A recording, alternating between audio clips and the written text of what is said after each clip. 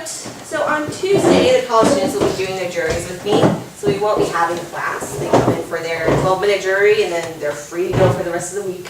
So it's kind of exciting for you guys. Let's get a day off. All right, and then on Thursday, I will be here. I would love to teach class, because again, I literally love seeing you guys in the afternoons. Usually my afternoons are just sluggish, but I love being in our care in our class. So on Thursday, I figure so it's a chance for us to kind of get into one place. I can fill in any holes that you have from the materials that we've covered, because I know we've covered a lot in the past few weeks. We are just trucking on, and so we can take a moment and just fill in some of those holes and answer any questions you have. But then also I have music for Happy Birthday and Somewhere Over the Rainbow, so two catchy tunes that nice to learn, and they're fun to listen to, right? So I have those for us too if you would like to come. College students, you're more than welcome to come on their Happy Birthday and Somewhere Over the Rainbow if you'd like. Okay. And then for college students, you guys need to double check your jury time. There's a bulletin board at the end of this hallway that has all of the class piano information on it, and that's where your sign-up sheet is posted. All right, and that's actually where you will pick up your grades as well after the jury, after I get them all corrected. Okay. Well, let's take a look at harmonization, because I think right now that's the biggest beast in the room, because it's a whole, it's everything that we've been working on thrown into the pot, so we got to sort it out and figure out what it is that we're doing with it. Let's start with the one on page 40. That's what we talked about on Tuesday. I'll get this up on the projector here.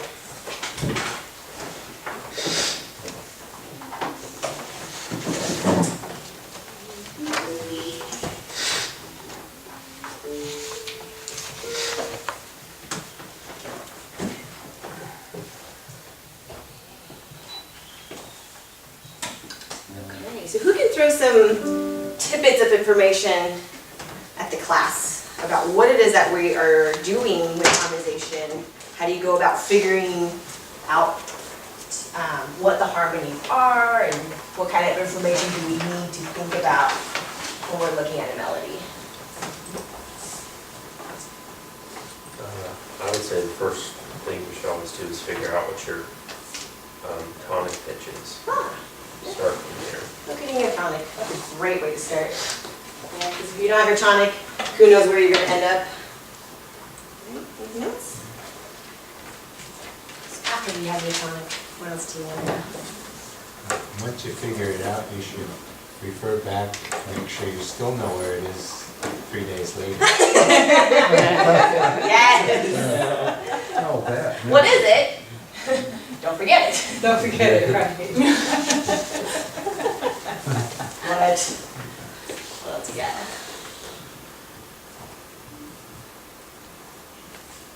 So what else do you need to know besides the tonic?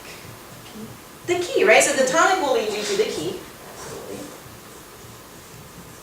And then once you have your key, what else do you need to know? What's within that key? What do we need to know? About your scale. Your scale, absolutely. Yep. Let me turn this camera here onto the board. Not make my mistake as last time. There we go.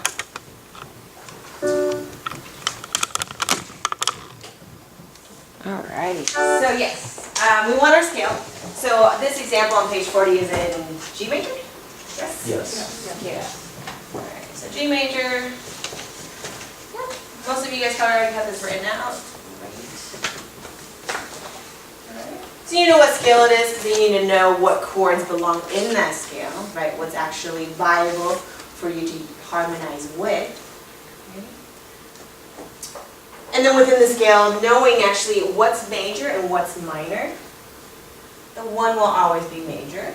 The 4 chord and the 5 chord will always be major. It does not matter what key you're in. And it's actually good to know which ones are major, because a lot of times our ear, it's geared towards the major chords are what's going to keep us centered. Right? We call these guys the primary chords.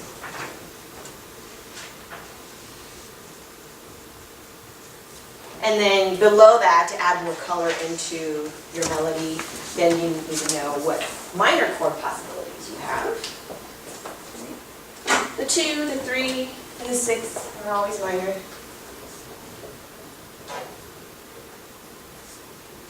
7 is a lovely diminished quality. You absolutely can use it.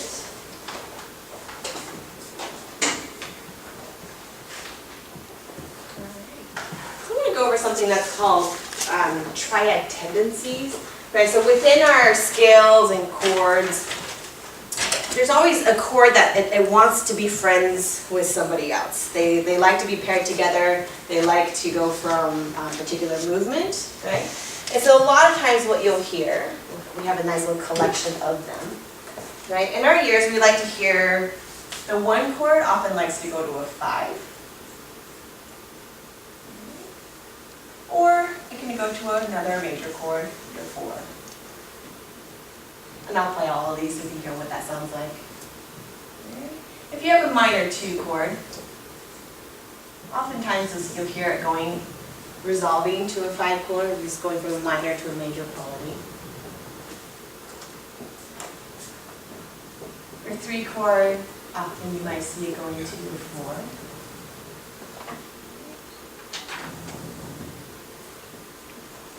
And then in a backwards movement, your 4. So your 4 could go to a 5. Or 1. And then, of course, your 5 will oftentimes, especially particularly at the end of a piece, end of a melody, it'll go back to your tonic, dominant tonic. Okay. This is not to say that these are your only options, is that if you were to look at a piece of music, a lot of times you might see composers using these movements, that we see them happening a lot, we hear them happening a lot, right? We actually, on Tuesday, when we had looked at the first bar of it, the first line or so, we saw a lot of parallel movement, 1 to 2 to 3, and that's fine, right? As long as it matches the notes of the melody, and then sometimes we'll jump from 1 to a 5, 5 to 1. Again, it's putting names and labels to stuff we hear and already play, just to know how it came to be.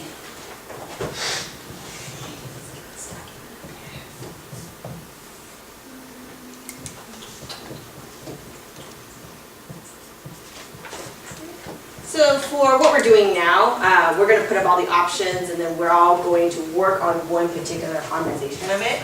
Because again, there are options, but we want for all of us to play and hear the same things so we are on the same page.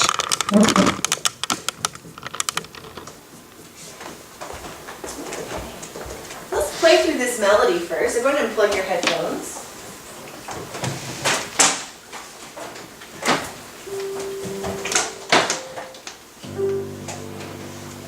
Yeah, this is on page 40.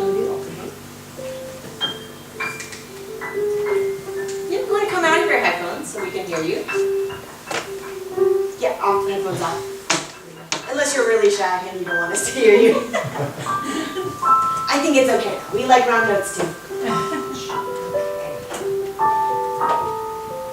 All right, we're just taking a look at the melody. So what is your tonic, Bill? G. All right, don't forget that. Okay.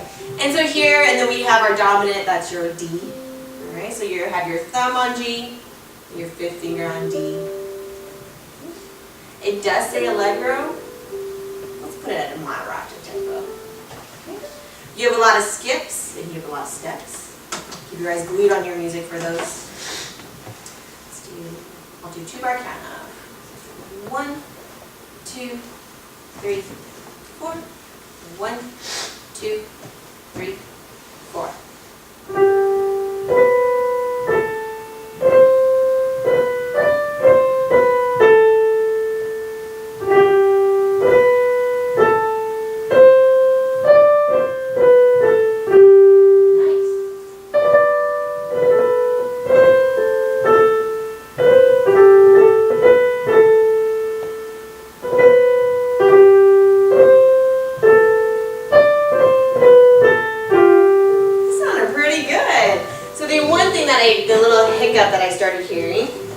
when we went to move from the last measure here, and our eyes had to shift down here, right? Because then all of a sudden you were tracking, you got the steps and the skips, and then boom, everything shifts. So then you go, oh wait, what note was I on, right? So we're gonna practice doing that shift. So just taking this measure here, and notice that you jump from your tonic to your dominant. There we go. Let's do bar 4 to the end. 1, 2, 3, 4. 1, 2, 3, 4. To the dominant.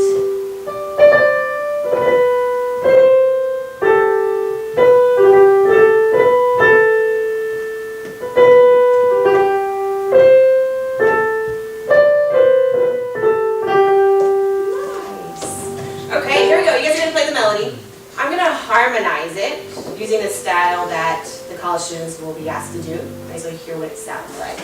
All right, so notice in your book, it says no melody, but you're playing a 2-handed root chord. I'm doing this stuff. And we'll hear what it sounds like with the melody. Okay. 1, 2, 3, 4. 1, 2, 3, 4.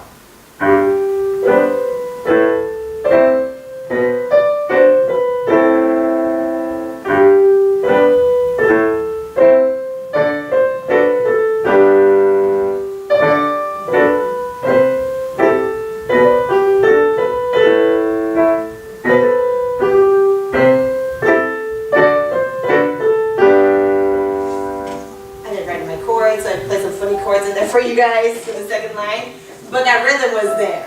All right, so you have the root chord, right? So it complements it, meaning it's not overwhelming, right? Because it's still about the melody. The harmony is just meant to support it and not to be super showy. Okay. All righty. Now let's figure out what chords we're playing. All right, we did figure out some of this last time. Oh, let's do a different color. Let's start with a 1, and then we determine that it goes to a 2, right, because of the A and the C in that chord. And we went to a minor 3, and then we went back to a 2. Went back to a 2, because that's the same thing as bar 1.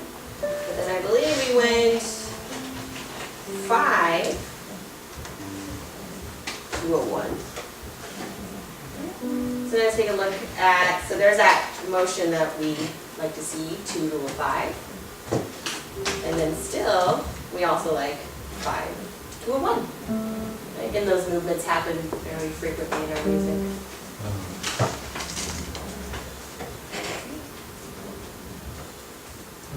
Drummers going on next door. Okay, alright, so then now, in bar 5, we have a D and a B. I'm going to separate them because there's a chord every 2 beats in this particular example. So we have a D and a B. So what chords could it be?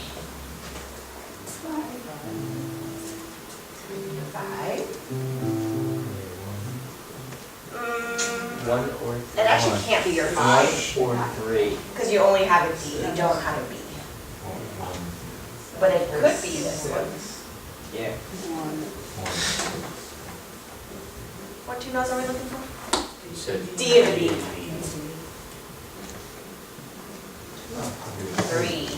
Yeah, it's 1 or 3. 1 or 3.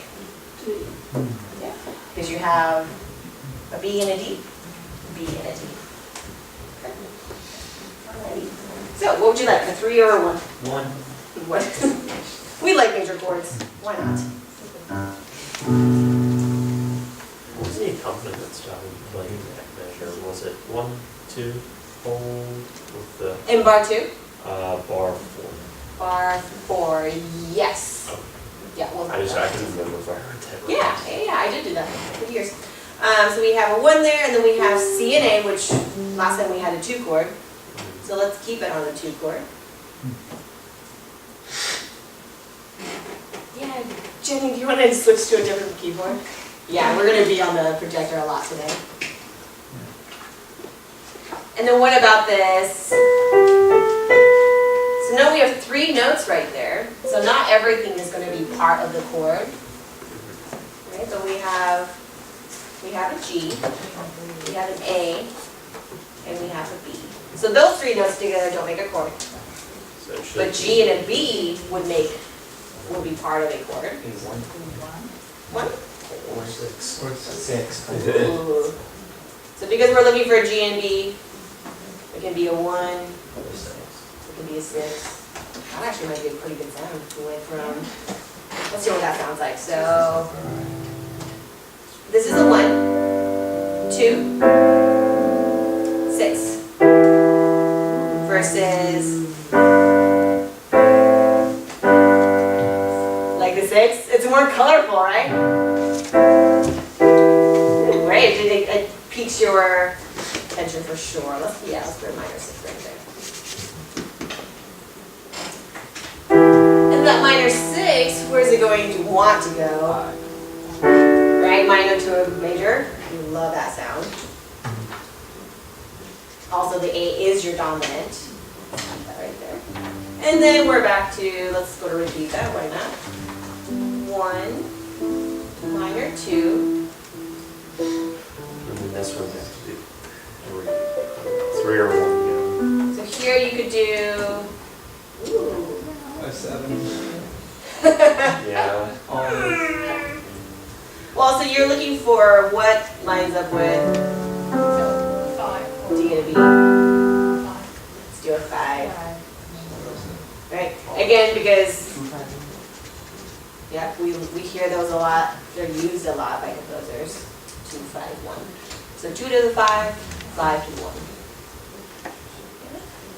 Okay, so let's just play the harmony, so not an accompaniment. So we're just going to look for those chords. But actually, yes, go ahead and do, you're going to play the root of the chord in your left hand. So 1 note in the left hand, and then the full chord in your right hand. But it will look like this. Okay, so here's my left hand. Here's my right hand. We want to hear everything as a whole.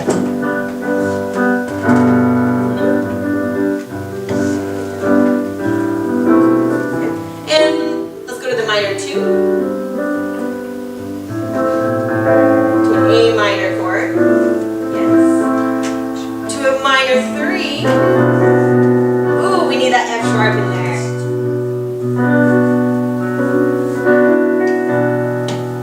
Here's your minor 3. Step backwards to minor 2.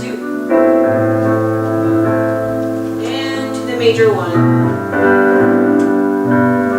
Yeah, let's do just that much right there, those 5 chords. But in rhythm, so let's do half notes for each of them. Alright, so 1, 2, ready, play. G, hold, A minor, hold, B, hold, A, hold, G. Yeah, let's do that once more. There you go. 1, 2, ready, play. G, hold, A minor, hold, B, hold, A, hold, G. Nice. Good. Let's pick up from that 1 chord in bar 3. Ready, play. G. Ooh, now jump to your 5. Ooh, check your 5. An F sharp. Just a 5 now. And back to your 1. Yeah. Good. Let's do bars 3 and 4. So 1, 2, 5, 1. So what chord is the 1? G major. G major. What's the 2? A minor. A minor. A minor. A minor. What's the 5? D major. And back to the 1. G major. Excellent. Yeah, so you can tell yourself what chord are you playing. You can double check your fingers or doing what your brain thinks. Okay. Let's play in half notes. 1, 2, ready, play. G major, A minor, D major, back to G. I got the puzzle blitz, let's try it again. 1, 2, ready, play. G, hold, hold, hold. Yeah, I can never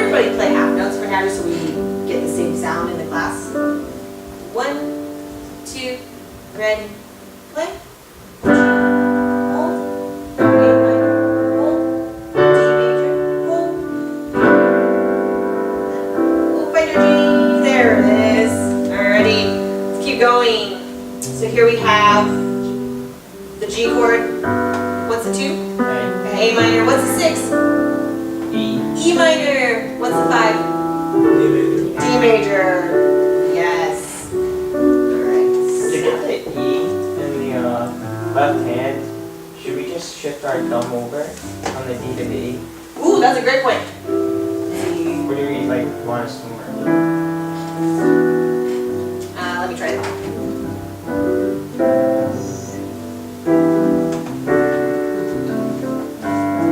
Alrighty, Kevin made a great point. So here you're playing a G in the left hand. And then here you need an A. An E. And a D. What's the difference between us and cats? Yeah, 5 fingers. That too. What about our thumbs? So we have the fact that we have an opposable finger, right? So yes, what Kevin you said. So you're going to put your 5th finger on the G, your 4 is on the A, and then yeah, you're going to use that thumb. You're going to stretch for that E. It's not even much of a stretch. It's just a 6. But if you had to do it, you would do it with this and not between your 4 and 5, right? Because our 4 and 5 really only likes it to be right next to one another. But our 1 and 2 is usually where pianists do our stretching to reach larger intervals. So there's another one, and then you'll also play D with a 1. It's really, but It's your 12 bars blues, 12 bar blues, 1, 2, 5, 6, 1, 2. If you switch the 5 and 6. oh, Yeah, I saw Jazz Theory, sorry. That was funny. he's got extra knowledge. Alrighty. Okay, so let's do those 2 bars. Go half notes. 1, 2, ready, play. Hold. Okay. Hold, jump up. Come down. Ooh, so look for that F sharp and the D major chord. Very, very important. Let's do it again. 1, 2, ready, play. G, hold, hold, hold. Nice. We'll do those 2 measures again. I'm going to watch. 1, 2, ready, play. G, hold, A minor, hold, E, hold, D. I heard an E major chord. Can you ever play your E chord? There it is. Yep, so make sure there's no G sharp in there. G natural. Alright. Same place, and let's move it all the way to the end. So take a second and name those chords in your brain. What's the 1? What's the 2? What's the 5? And again, don't forget the tonic. We're still in G.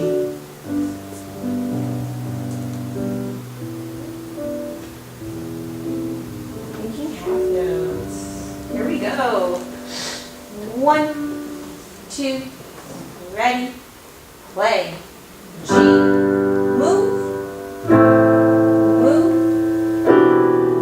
move. Back to G, to the A, to the D, and to the G. Ooh, yeah, so that jumps around quite a bit. Okay, so go ahead and take 2 minutes and practice those progressions in half notes on your headphones. Yes.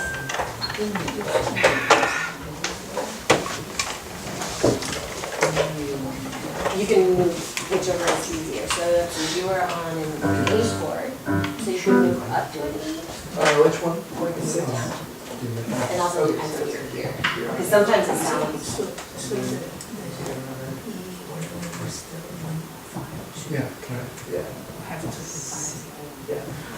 That finger Make sure number you- is if you do it think you're one this up. way. So make sure you're, yeah, I think you're playing in F major right now. Just move the whole thing, move the whole thing. You can do one hand right now, that's not. Down one. Yeah. So you- No, you said move down one. Oh, I thought you said, Yeah, there. yeah, right. It sounds like that. Are you playing the higher part or the lower? Are you playing the C chord up here, right? I Oh, mean, that's a great question. G chord. Where was your melody? Right there. Oh, where's it? Yes. Yeah. The E? The G. The G? Oh, that's enough. Yes, there's your tonic. So when you are harmonizing in your chord, you want to stay below your melody. Ideally, you don't want them to intersect, right? So meaning your melody's here. Uh-huh. When you're playing the chords, you're going to want to stay down here. So it sounds like it's more supporting instead of interrupting your melody line. Okay, so you're down here with your chord. Yes. Yes, okay. C, D, E, F, G, H.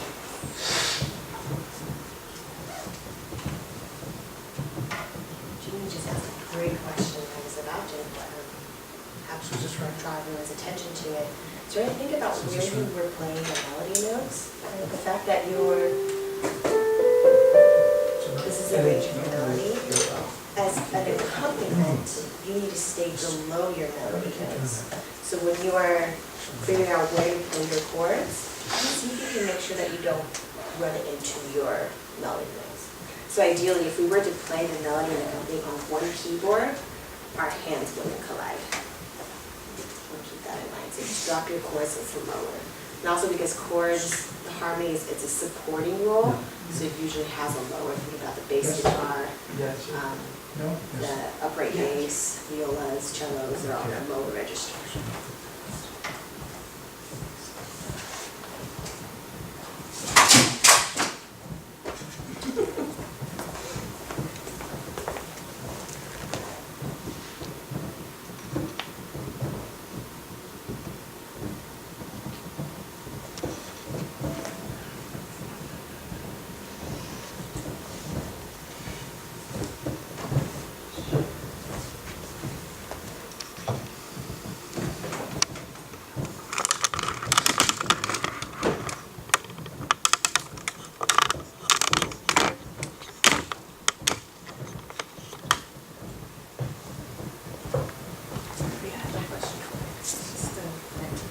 These two fingers really like each other. They do. So whatever this finger wants to do, this finger wants to do. Yes. You're not the only one. Okay, it's fine. So I'm trying to like. Oh, when you're playing the chords, Yes, right? when I'm Okay, playing so chords. one thing I noticed, the fact that you're really close, you're kind of stretching your muscle, that's going to make this want to be more connected to your fifth finger. So let's scoot yours, smooth out. So a little bit farther back. Yeah, so now put your hands on the keyboard. Well, you're tall, let's move you back even more. So ideally we want your elbow slightly in front of your torso. It seems far, right? It seems really far. But then now your Oh, hand, that's so much easier. all of your muscle has room to just be the way it is, and we're not doing this with it. Because when we pull our, when we need to take less room, muscles will start clumping up together, and versus when we stretch it out. Okay. There you go. All right, thank you.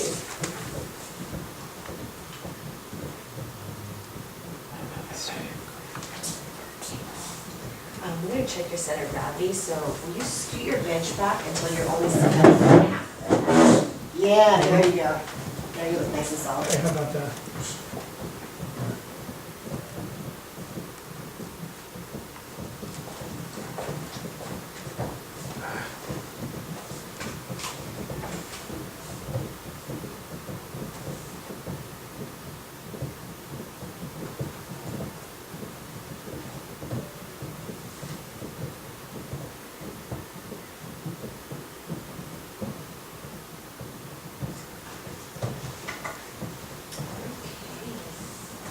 Go ahead and keep your headphones plugged in, but just leave them around your neck for a second. Or take them off. Alright. So now what we, now you have the harmony. The chords are there, it's nice and solid, sounds good. But then now we need something that's called, you want your accompaniment to support the meter, to support the melody, give a little bit of energy behind your melody. Right, so then now we're in 4/4. We could hold them as half notes still. Okay. That's just not very interesting to hold interesting, not by much, but a little bit more so when we break things up and do a root chord. But then also notice now it's 1, 2, 3, 4, meaning it's supporting that times neutral 4/4. 1, 2, 3, 4. Right? Austin noticed something that I did when I played, so I did 1, 2.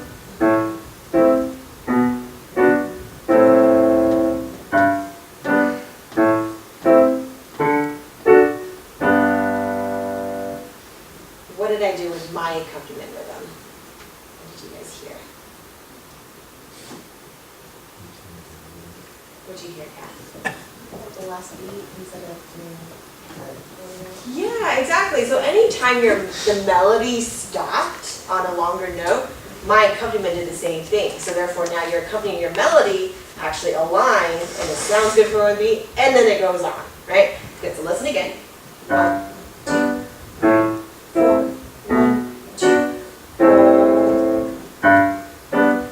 2, 3, 4. 1, 2, 4. Okay, so you want to consider what is going on in the melody and see if you can get the two to line up. And we can do that by changing the rhythm. Okay? On your headphones, so play with me, see what that sounds like.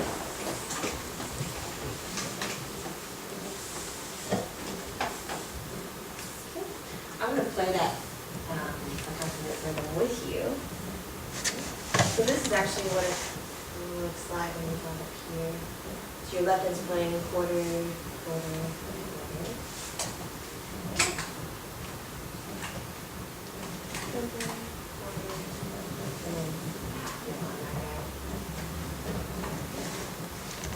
Let's do that first.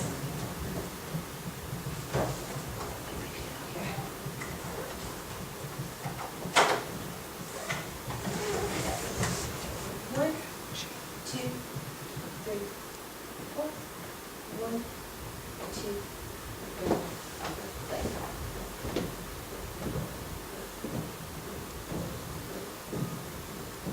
Hold.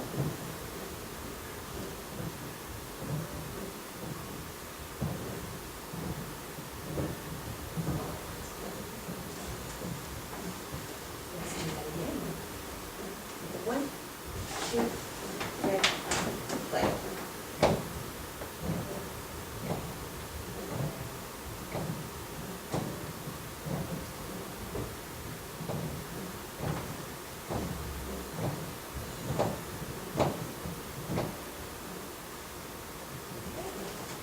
Question. Do some practice. And I would be making confidence that I'm going to play that melody for you. I'm going to try it so you can keep up with the chord changes. 1, 2, 1, 2, then play.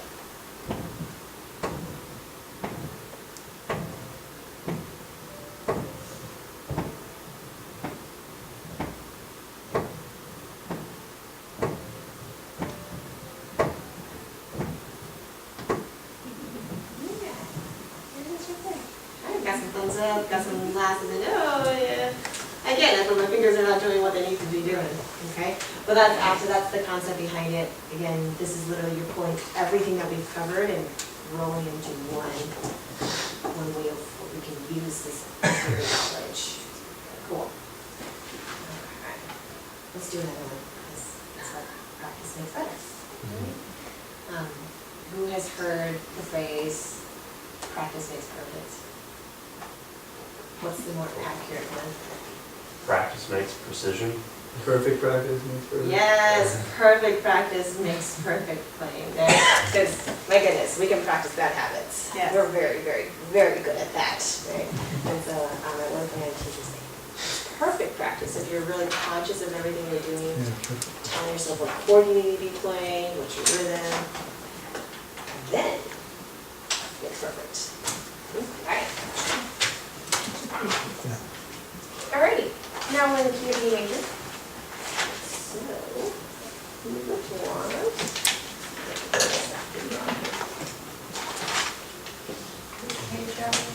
we're on page 39.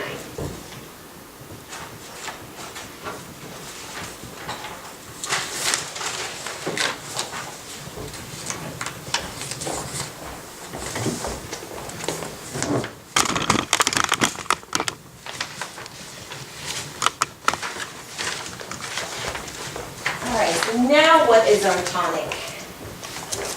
D. D. Yes. Let's change some of this up.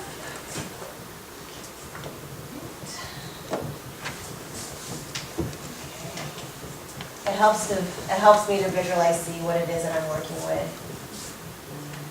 C sharp and D.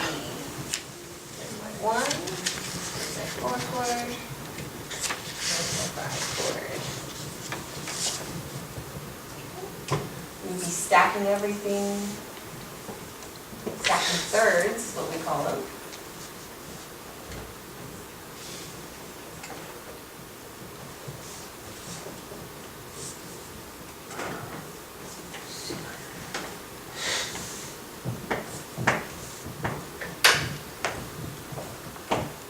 So I'm sorry if this is a stupid question, but if you're in the key of D, Yep. D will be your tonic? If you're in the Yes. key of G, G will be your tonic? You got it. That simple? That Oh simple. my God. Love it. Yeah. It's just a name for the notes. Okay. To help you center where is home, D is home in the key of D. Got it? You got it.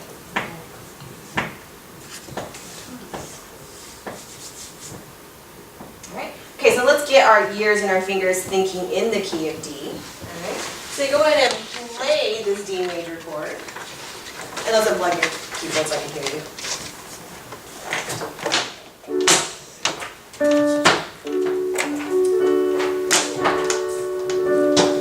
Yep, there's our major 1 chord. Okay. Go ahead and go to our minor 2.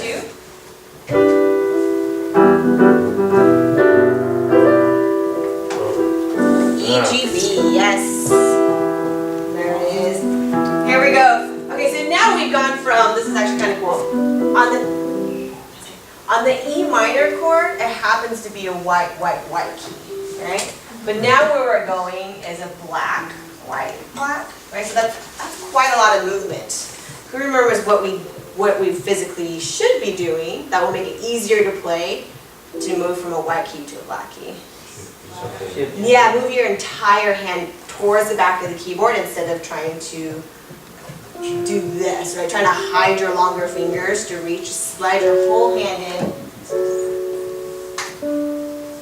Slide in. It's a much more natural way for us to get to black keys.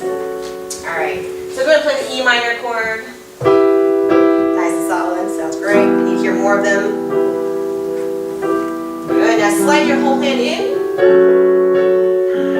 Slide back out to E minor. Slide into F sharp minor. Here's your E minor. Nice. Good, go back to E minor. Are you on E minor? There we go. Slide up into F sharp minor. F sharp, A, C sharp. Nice.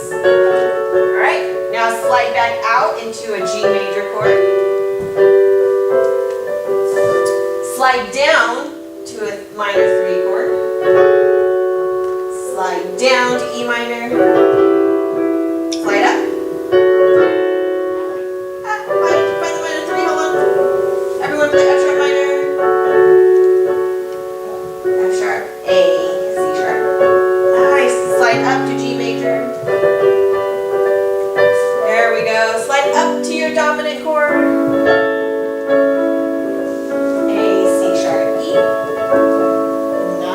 Love that 5 chord. And up to the minor 6. Slide your hand in for that black key. F sharp. There it is. Okay. And let's go ahead and play that diminished chord. You're going to slide your hand in so it's a flat key. C sharp, E, G. Yes. Yeah. Notice how far in your 3 and 5 are because your thumb is on that black key. Just slide your whole hand in. And back to D major. Your tonic chord. That's so lovely. Alrighty, let's take a look at this melody. So those are your chord possibilities.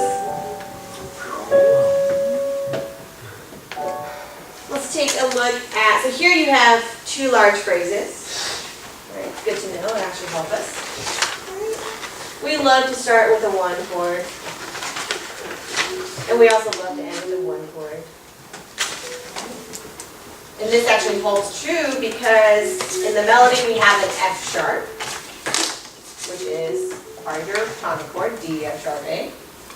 Here we have a D, so it's definitely still a D, F sharp, A. Alrighty, here we go. So if it's still an F sharp of a bar 2, why don't we just keep it the same?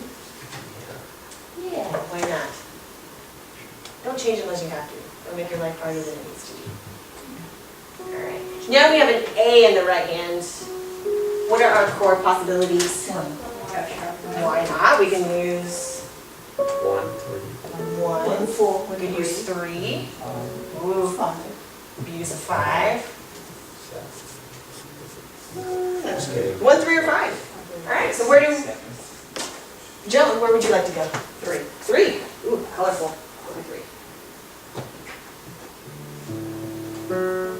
And go ahead and keep that 3 for 2 measures. Now we have a B. 4. Yes, we could use a 4. Which would be. What else could we use? Ooh, we could use a 2. We could use a minor 6. When you only have one note to deal with, you have one chord tone to deal with, you have a lot more chord options. Veronica, where would you like us to go after the 3 chord? 2, 6.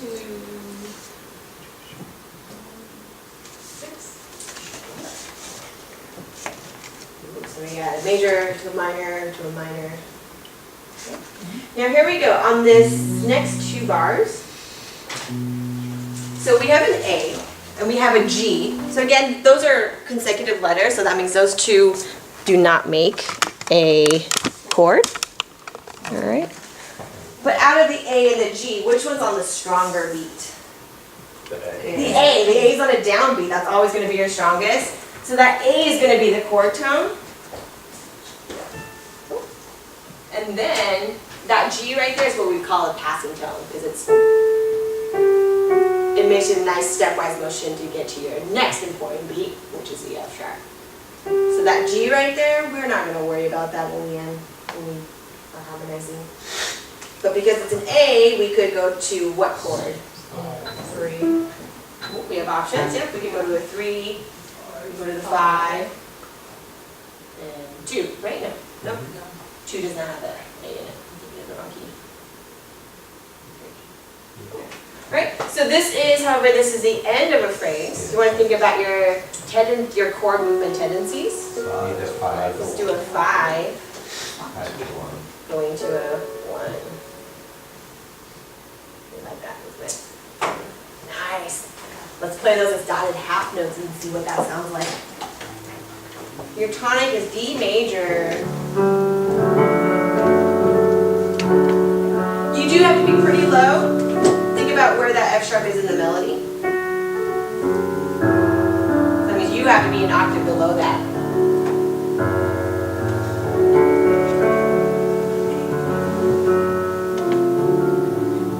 Alright. Everyone play the 1 chord? Sounds so good. Go to your minor 3 chord. Ooh, there it is. So that's the one where you just slide your hand in because you have black, white, black. Move back to the 1 chord. Oh, here's some funky sounds. D, F sharp, A. Nice. Now move up to the F sharp minor. There you go. Cat, what's our minor 6 in D major?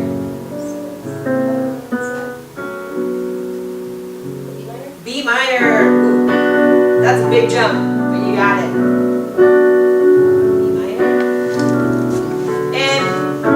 A major,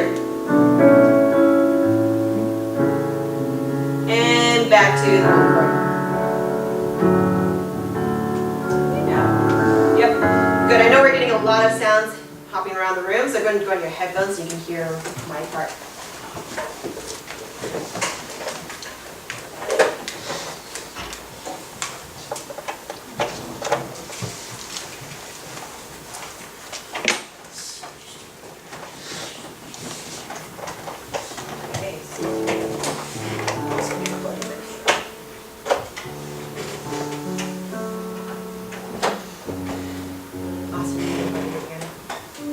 Plugged it into the wrong way. Alrighty. So here's your D major chord, your tonic.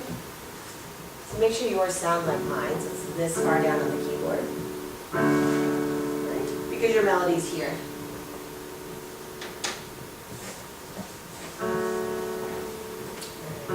Let's move up to our F sharp minor.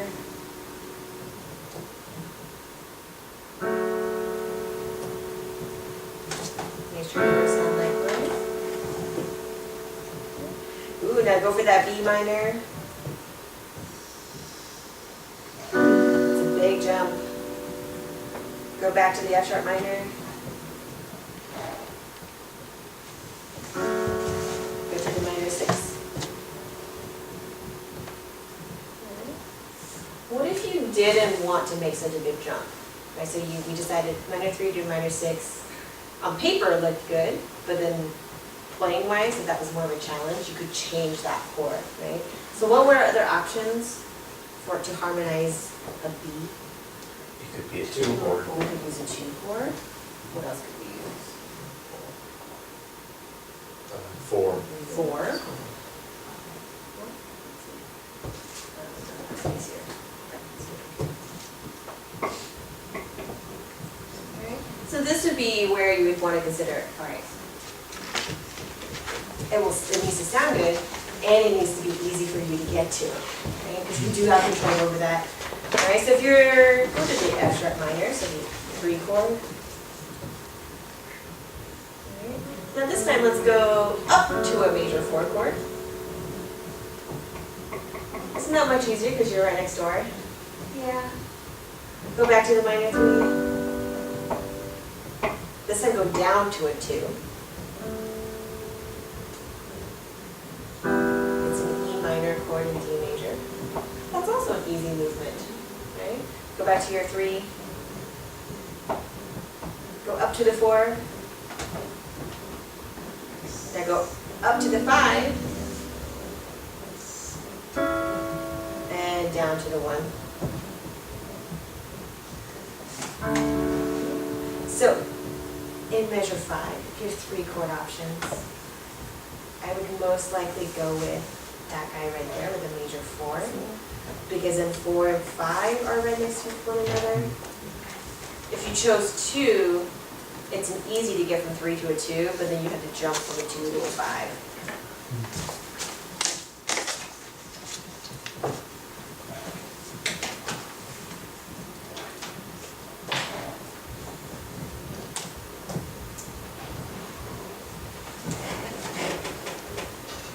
So let's take that first phrase, and I want you to take a note, look at this thing right here. So here's a suggestion for how we could create an accompaniment. Alright. So she's written in a rhythmic breakdown of that chord, of your chords. Alright. So that's the first 2 bars, so yes, it's written as a D major chord. Alright. But take a look at your left hand. Which 2 pitches of your chord is this accompaniment style? What is that? D and A. 1 and 5. It's the 1 and the 5. It's your tonic and your dominant. So that means as you keep going, whatever chord you're in, you're going to use the 1 and the 5. 1 and the 5 in your left hand. So then it ends up sounding like this.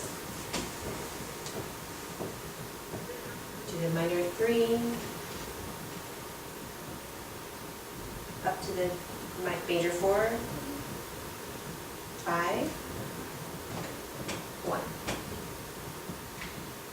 Isn't that beautiful? So it's chords. I could listen to that all day.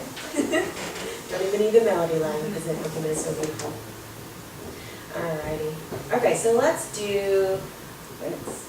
And then your right hand, it's playing the full chord, but it's playing a broken chord, right? So 1, 3, 5. Let's try the first 4 bars. So there's only 2 chord changes.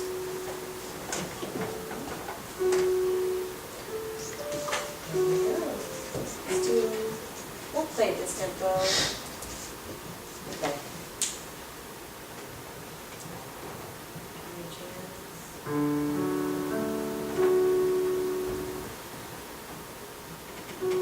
Nice and calming, almost hypnotic. Let's try that tempo.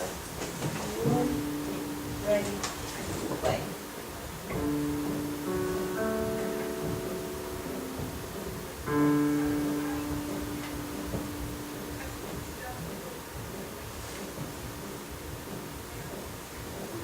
Yeah, there you go, go back to the other one. So now, oh, I have a little trick for you guys. So notice how there are quarter rests written in your left hand. You're going to use those quarter rests to your advantage, and when your right hand's playing, especially when you're going from up to the F sharp minor, you're going to move your left hand when your right hand's busy playing. So your left hand's already on its way to the F sharp minor. So it looks like this. So we're doing, I need to put it up an octave. So here's my left hand, right. Move your left hand. That doesn't really show what I wanted it to show. But I'm doing this, playing, move. My hand gets to the F sharp minor before I actually need to play it. Right. So essentially what I would say is you would play D, A. Move your hand. Move your hand. Right, so your left hand is basically, it's always in motion, right? Whenever it's going from one chord to the next chord, if it's one chord per measure, your hand is always moving. That's kind of help you get there in time. Let's give that another shot. 1, 2, 3, 1, and 2, and 3, and.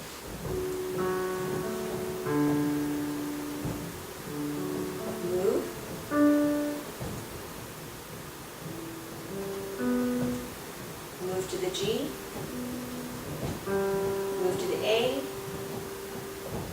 move to the D. Yeah. There's a lot of movement, all right? Talk about playing activity, right? You're still playing one thing in your right hand, but your left hand's got to be thinking about what's next already.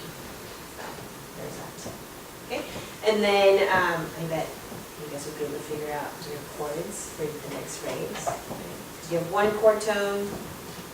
So this guy right here, the F sharp to the D, that actually could be considered, both of those could be chord tones, because it's a D and an F sharp. It's every other letter, so that could be part of a D major chord. So this is not a passive tone, like D, F sharp, D.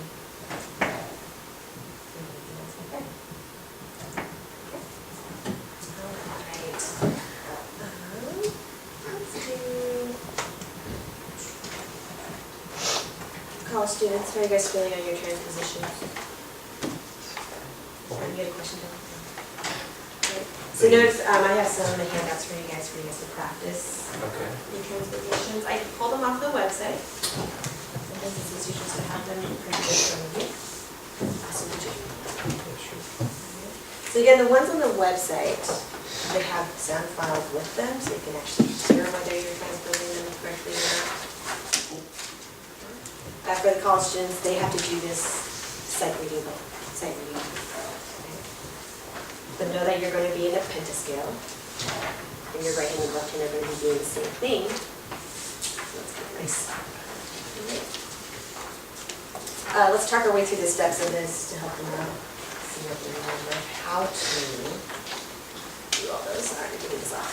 Thank you. They're very snug.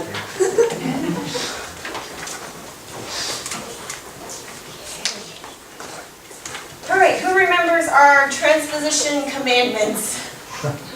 Do not play what's written. Perfect. All righty. So don't play, even though our goal is to play. Now what do you want to see about your example? Figure out what key it actually is. Yeah, right, so you're not playing in the key that's written in, but you want to figure it out, so look for your lowest note, look for your highest note, that'll tell you which pentascale it is. So what's the original?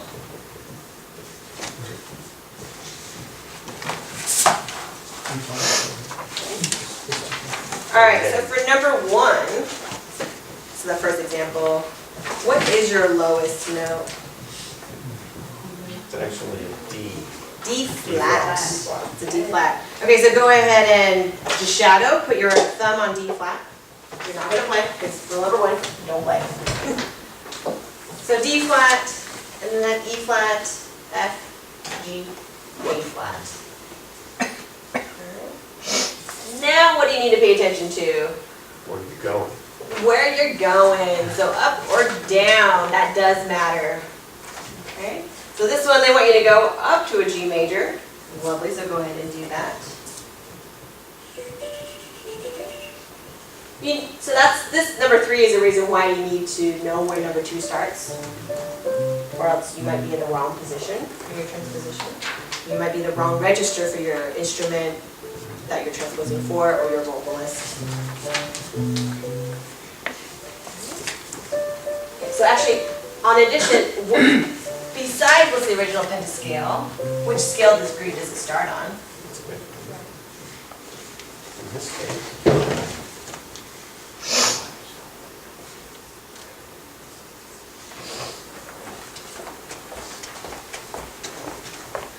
And then you're glancing through it, looking for the steps and the skips, the rhythm. Yes, the rhythm's a great one. Rhythm. Yep. On your jury, you have more than enough time to do what you just did, which is kind of figuring out what that rhythm sounds like. So think about rhythm, you can shadow on the keyboard to help you do that. So that way you're doing kind of 2 things at once. You're covering the rhythm and you can kind of see what notes you're playing, what intervals you're playing.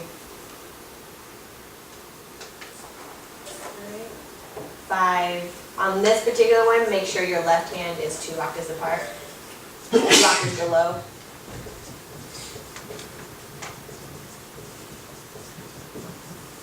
And this is just kind of more for this particular jury that they're asked to do. Okay, here we go. So everyone put your hand on D flat major. Make sure your hands are 2 octaves apart. Now shift everything up to G major pentascale.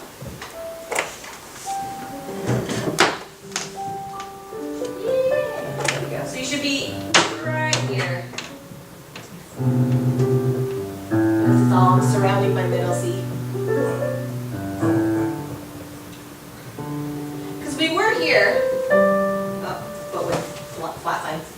But now we got to go up to the treble G. And we start on our 5th scale degree. Okay. That's a good thing to know. Alrighty. Okay, take a nice slow tempo, slowly reset reading this. Alright, give it a shot. So look for those. Actually, we just with your finger trace it, right? So from our 5th scale degree, stays the same. Now where does it go? 4. So that's 4, 5, 3, 4, 2, 1, 2, 3, 4, 5, 3, 5, 5, 5, 4, 5, 3, 4, 2. Nice. Now what? 5, 4, 3, 2, 1, 3, 1. I'm sorry, I had to sing it. You're already singing. Because you can hear it. Yeah, you can music hear it. theory. Right, so going from bar 3 to bar 4, that's the interval that you want to look for. Look for anything larger than a skip that you need to double check. Alright, let's try, see what that sounds like. 1, 2, 3, 4, 1, and 2, and 3, and 4, and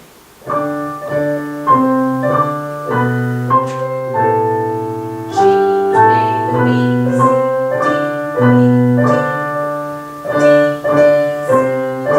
D, C, B, C, A, 5,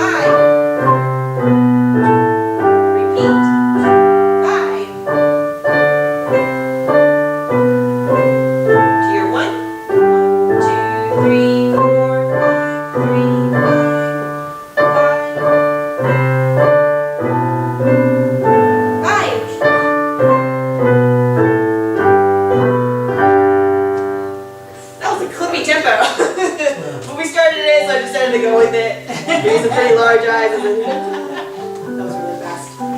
Yeah, so make sure you're thinking about your eighth note, how slowly or how fast you want to play your eighth notes, and do your count off based on that. Alright. But the steps are there, you know everything, right? It's just making sure you go off this checklist when you see an item. And you're good. Alright. College students, if you have questions on your jury, email me. I'm happy to meet with you before then. Otherwise, I will see you guys on Tuesday. Alright. Again, if you need to double check what time, it's posted on the bulletin board. And cool. The adults, you guys get a break for Tuesday. You guys enjoy?